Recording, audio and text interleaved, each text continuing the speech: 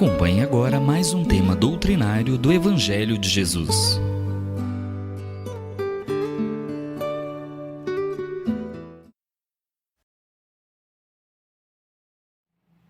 Meus irmãos, sob as bênçãos de Jesus e a proteção da Mãe Santíssima, possamos ter mais compreensão e discernimento sobre os seus ensinamentos e com eles possamos agir de acordo com as leis divinas para a nossa própria felicidade.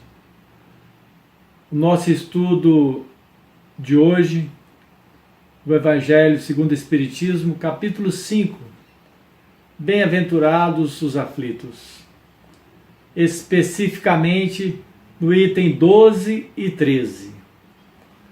O nosso abraço fraterno aos amigos irmãos Aniceto, o nosso bom dia, boa tarde ou boa noite a todos aqueles que nos assistem e nos ouvem. Bem-aventurados os aflitos. O capítulo inicia com a passagem de Mateus, capítulo 5. Bem-aventurados os que choram, pois que serão consolados. Bem-aventurados os famintos e os sequiosos de justiça, pois serão saciados. Bem-aventurados os que sofrem perseguição pela justiça, pois é deles o reino de Deus, o reino dos céus. Mateus capítulo 5, versículo 4, de 6 e 10. Bem-aventurados vós que sois pobres, pois o reino dos céus é para vós. Bem-aventurados vós que agora tendes fome, porque sereis saciados.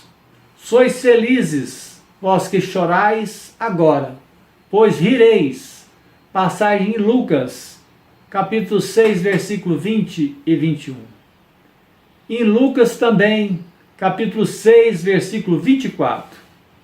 Mas ai de vós, ricos, que tendes vossa consolação no mundo. Ai de vós que estáis saciados, pois tereis fome. Ai de vós que rides agora, porque gemereis e chorareis. Em Lucas capítulo 6, versículo 24 e 25. Queridos irmãos, queremos, ao estudar esse capítulo, pensar também que alguns, talvez, são espíritas, irmãos de longas eras. Mas também haverá irmãos e companheiros que estarão ouvindo, hoje talvez pela primeira vez, o estudo do Evangelho. E para isso, dentro dos nossos estudos, percebemos que o capítulo 5 faz parte de uma sequência, de uma graduação, para compreender verdadeiramente o porquê, o motivo da justiça das aflições. E no início desse capítulo, sendo talvez o mais longo do Evangelho, esse que para apenas a parte do capítulo da coletânea das preces, para percebermos que temos nessa nossa jornada um grande caminho a ser percorrido e uma grande indagação feita por todos. Haveria uma justiça das nossas aflições? E o Evangelho nos traz uma luz para compreender esse instante que passamos, que haveria então uma certeza de um futuro. Uma certeza de um futuro além da vida corpórea, além dessa vida física. Porque se não assim fosse verdade, seria um contrassenso, seria uma enganação. Queremos pensar que há nessa nossa passagem terrena um motivo de estarmos aflitos, um motivo de sermos felizes. E a pergunta que sempre é feita: por que uns sofrem mais do que os outros?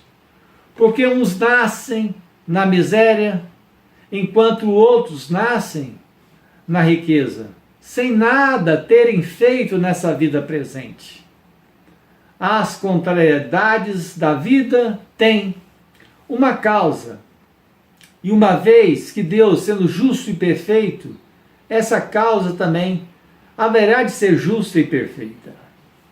Então a justiça das nossas aflições tem sempre uma explicação e um motivo das causas atuais, no momento que vivemos. As contrariedades da vida seriam de duas naturezas, de duas espécies.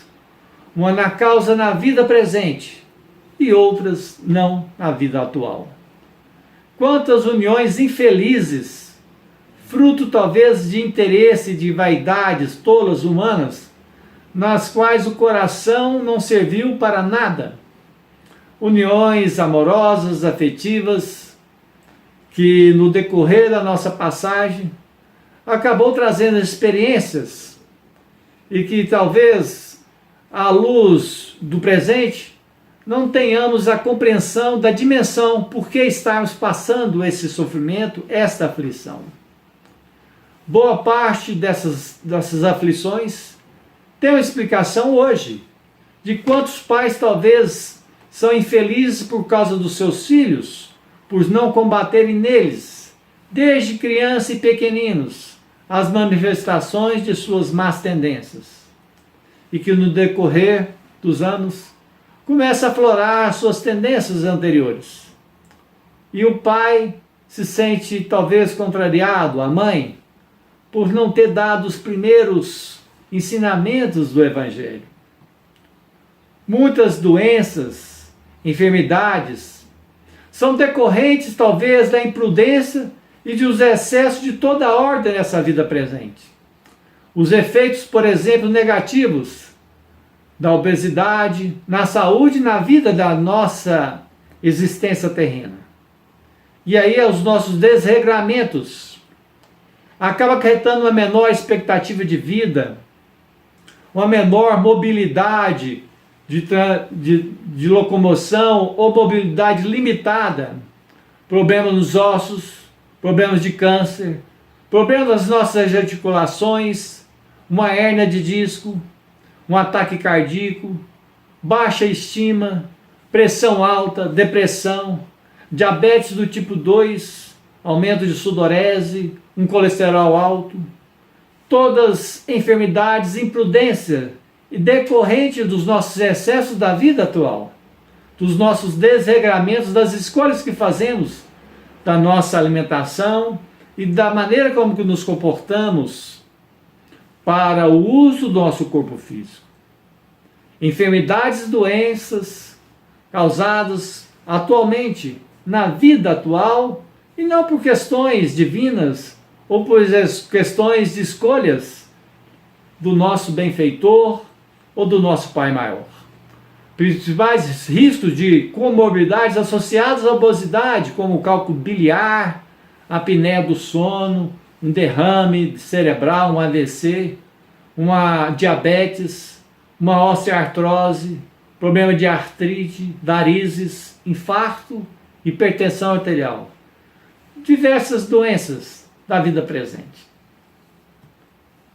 A lei humana alcança certas faltas e as pune na vida presente.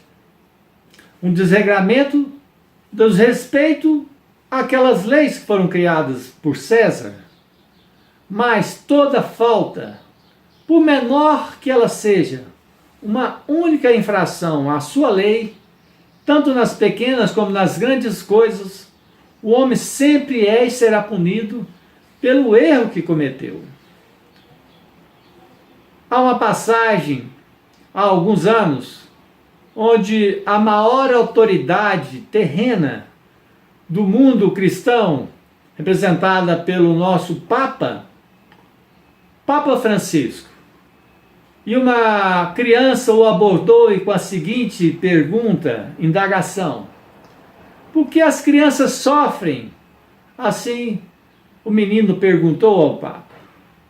E ele, na sua simplicidade, respondeu: eu lhes asseguro que eu, o Papa, aquele que parece que sabe tudo e que tem o poder, não sei responder a essa pergunta.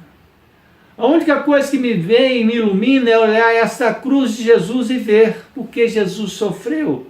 A única resposta que encontro.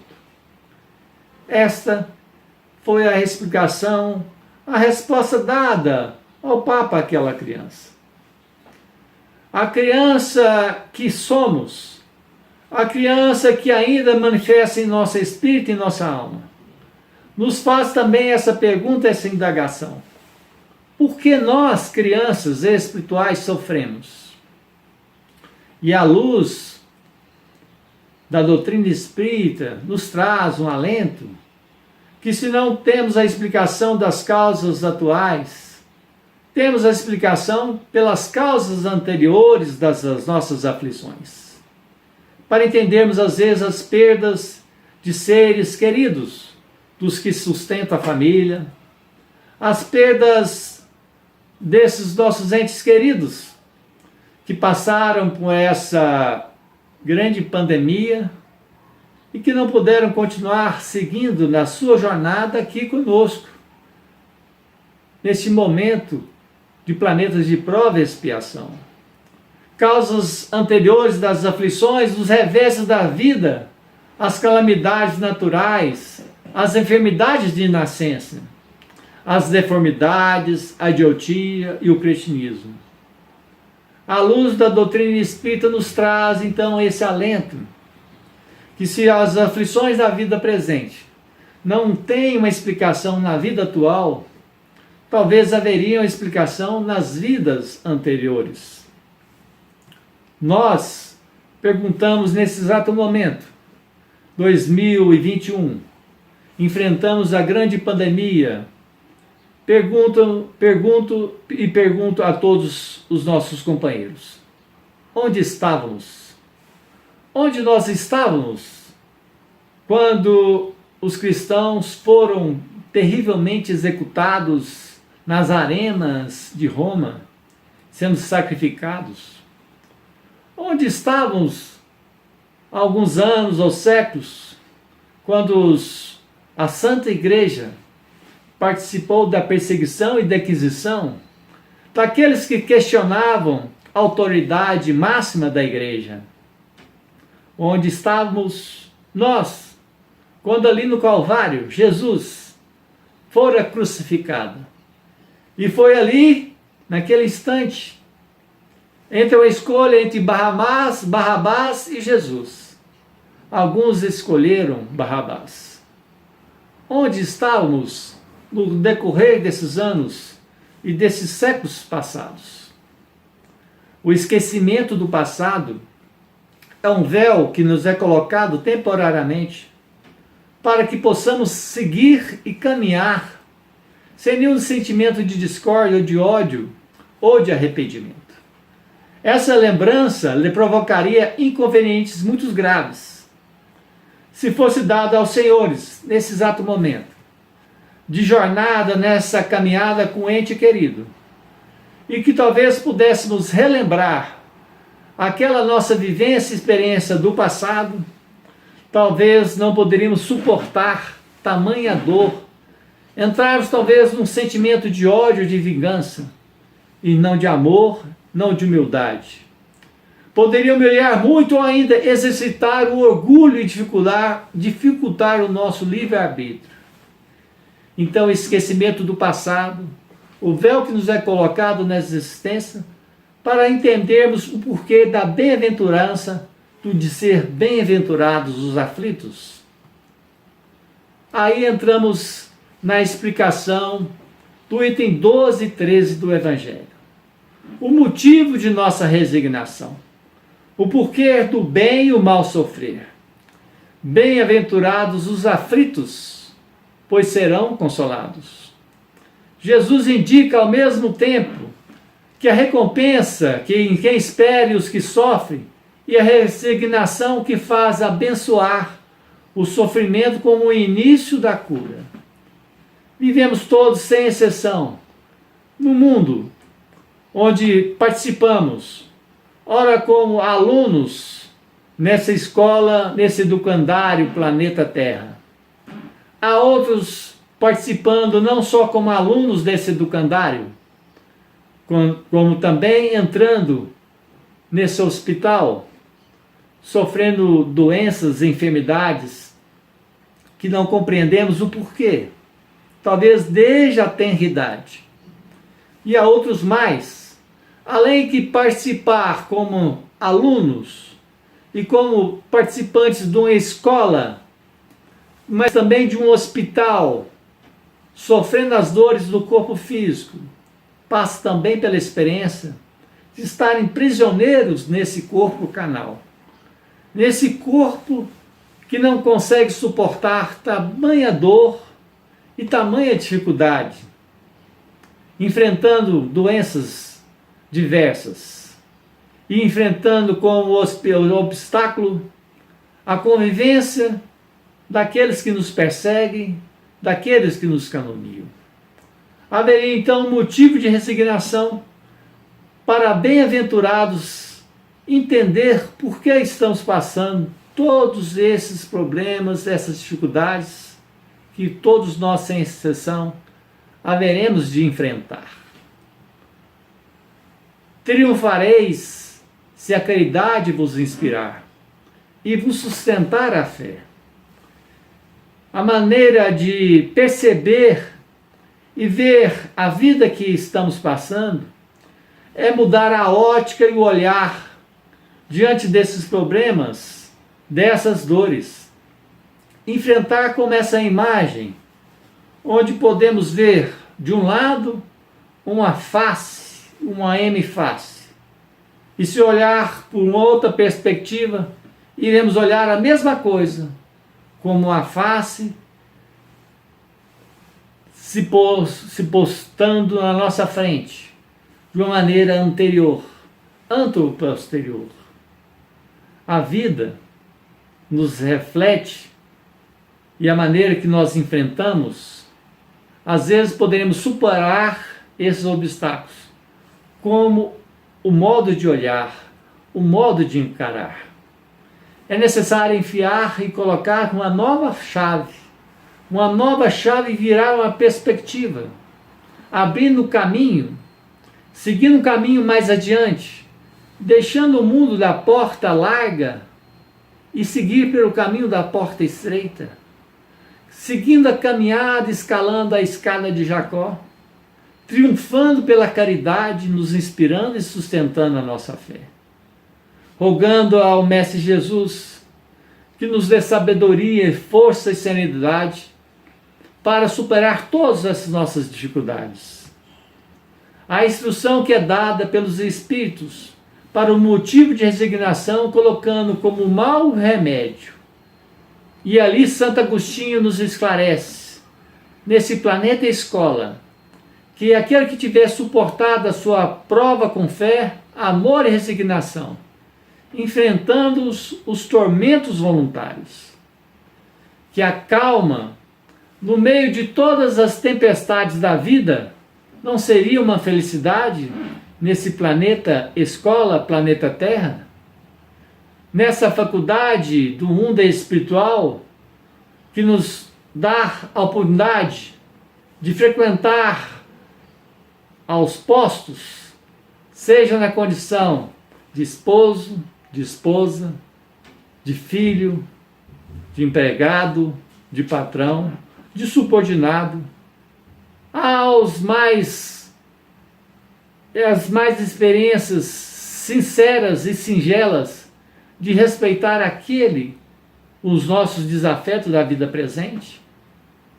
A luz do Evangelho nos traz que esses problemas, os tormentos voluntários, que a nossa calma, a nossa resignação nessa tempestade da vida seria verdadeiramente o motivo de perceber e saber que na vida futura poderemos ser consolados conforme a atitude que houvermos tomado na vida presente.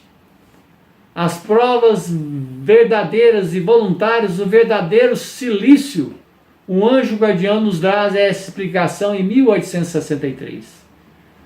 Perguntai se é permitido ao homem suavizar as suas provas, as suas próprias provas, como nesse instante que estamos enfrentando na pandemia. Aquele que se afoga por procurar se salvar, aquele que se afoga por procurar se salvar é justo. Aquele que está doente chamar um médico, Poderemos assim proceder e realizar? Sim. As provas têm por objetivo exercitar a inteligência, a paciência e a resignação. A inteligência para superar e agir com sabedoria, benevolência, com aqueles que estão enfrentando essa grande pandemia, não julgando para não ser julgado, mas agirmos conforme a nossa posição, em qualquer instância, mas agir com dignidade. Aquele como doente que quer buscar um médico, buscando o lenitivo para as suas dores, e aquele que se afoga por curar e se salvar. O mérito de tudo isto é suportar sem lamentações as consequências dos males, que não se podem evitar, em continuar na luta e não se desesperar, se não se for bem sucedido, mas não no desleixo, que seria preguiça mais do que virtude. A explicação do Evangelho, do porquê realmente, do motivo da nossa resignação nesse instante, em especial nesse enfrentamento da pandemia. Há épocas em que as feridas do corpo são chamadas a curar as chagas da alma. Seja uma criança na idade física, seja uma criança na idade espiritual. A época que as nossas dores e as dificuldades são chamadas para mudarmos e mudarmos de rumo. Sentirmos os remédios, os efeitos daquilo que nos está nos mostrando que a dor é um elemento para que podemos superar as nossas doenças. A dor é uma linguagem silenciosa. Os problemas são linguagens silenciosas que nos são dados para superarmos e sermos vitoriosos, não só na vida presente, mas na vida futura. O céu e o inferno, na obra da terceira revelação, traz essa explicação. O arrependimento das faltas cometidas é o elemento chave para liberar o espírito das provas dolorosas e das expiações. Mas que haveremos de seguir essas 3 etapas: arrependimento das nossas faltas, expiação nos problemas das aflições, mas acima de tudo, a reparação das nossas faltas. Arrependimento, expiação e reparação. São as 3 etapas e condições para sermos felizes, para depararmos com essas aflições, não simplesmente como aqueles sofredores, mas aqueles que souberam superar e vencer essas dificuldades. Estamos num momento especial de recuperação. Nas leis terrestres, tem uma norma jurídica de recuperação judicial, onde que as empresas jurídicas podem, de acordo com o seu fluxo de caixa, pedir uma recuperação justa e judicial para superar os seus problemas, os seus débitos e seguir à frente, pagando os seus débitos anteriores, mas também pagando os débitos atuais e progredir de maneira ditosa. A recuperação que haveremos de passar não é a recuperação judicial do planeta Terra, mas uma recuperação espiritual de almas. Esse movimento de reflexão do nosso fluxo de caixa, das nossas ações, das nossas boas obras. Haveremos então pedir uma moratória, mas não só pedir a moratória, mas seguir em frente, perdoando os nossos débitos daqueles que nos ofenderam, para que possamos ser dignamente, reciprocamente perdoados. Qual o remédio de tudo isso para tantas dificuldades e tantas dores de motivo de resignação? O remédio que Jesus nos convoca é a prática fraterna da fraternidade e da caridade para com o nosso próximo. Mesmo de tantas dores, é possível, mesmo com essas dificuldades, continuarmos praticando e seguindo a nossa ajuda, a nossa assistência, não só material, mas também espiritual. As nossas preces, as nossas orações, os nossos movimentos de benevolência com aqueles que sofrem nas ruas, nesse momento de frio, nesse momento de dor, nesse momento de fome. Mas acima de tudo, não só da dor física, não só da dor material, mais importante, a dor espiritual. A dor que fere aqueles que nós consideramos como os criminosos do planeta terrestre. E o Evangelho nos traz essa luz também. Caridade para os criminosos. Sois melhores hoje, diante dessa pandemia. Estamos sendo melhores do que o ano passado. Deveis amar a todos sem distinção. Os criminosos, como as criaturas que são de Deus, as quais o perdão e a misericórdia serão concedidos se se arrependerem, como também vós, pelas faltas que cometeis contra a sua lei. Há agora, nesse instante, um momento de grande descontentamento nas mídias sociais, nas redes, nas nossas relações comerciais, no YouTube, no Instagram, no Facebook. A pergunta: onde estávamos no passado, como nessa imagem, na escravidão dos nossos irmãos aqui em 1500, no nosso Brasil, coração do mundo, pátria do Evangelho? Há 500 atrás, onde estávamos? Onde estávamos na Primeira Guerra Mundial, em 1918? Qual foi a nossa postura lá naquela época? E qual está sendo a nossa postura nesse instante de uma nova guerra? Não uma guerra de bombas, não uma guerra de destruição com arma química, mas uma guerra que nos coloca talvez em situação de degladiarmos dos nossos companheiros, daqueles que divergem da maneira que enxergamos a vida presente.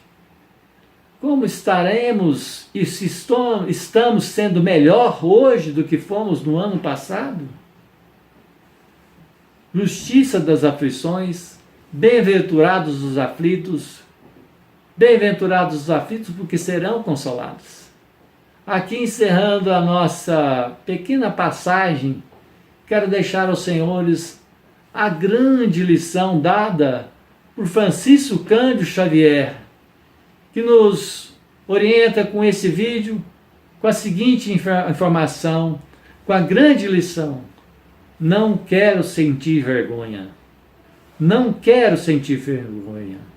Bem-aventurados os aflitos, motivos de resignação, motivos da nossa resignação. Reflitamos muito bem com a explicação dada por nosso querido Francisco Cândido Xavier. Não quero sentir vergonha. Bem-aventurados os aflitos. Que Deus, a sua misericórdia, abençoe a todos os nossos irmãos. Segue e confia sempre, alma cansada e triste, alma sincera. Sorve a angústia do cálice derradeiro, guarda a bênção da fé sobre o madeiro, da aflição que punge e dilacera. Não respondas dizendo: que me importa? Que traz a dor?